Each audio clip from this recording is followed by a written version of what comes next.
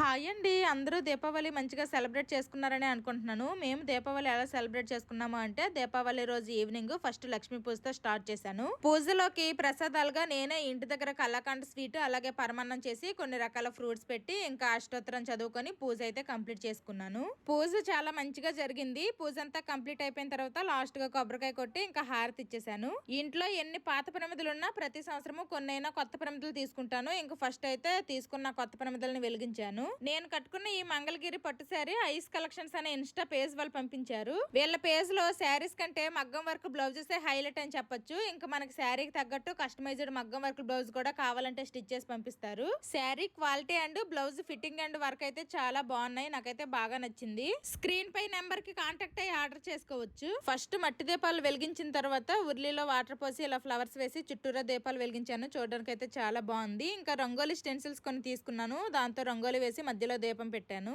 మా పిల్లలు పూజ చేస్తున్నంత సేపు కూడాను క్రాకర్స్ ఎప్పుడు కాలుస్తామా అని వెయిటింగ్. ఇంకా ఫైనల్లీ క్రాకర్స్ అయితే కాల్చాము. మేము ఎప్పుడు కూడాను పేలేవి పెద్ద పెద్ద సౌండ్స్ వచ్చేవి తీసుకొని రాము. సింపుల్ గా కాకరపు ఒత్తులు, భూచక్రాలు, చించుబుడ్లు అలాంటివి తీసుకుని వస్తాము. ఈసారి అయితే ఒక్కటి కూడా ఫెయిల్ అవ్వలేదు. అన్ని కూడా చాలా బాగా వెలిగాయి. మా పిల్లలు ఒక్కొక్క దీపావళికి అలా కాస్త పెద్ద అవుతున్నారు కాబట్టి ఇంకా క్రాకర్స్ అంటే భయం పోయి బాగా ఎంజాయ్ చేశారు. Bye bye.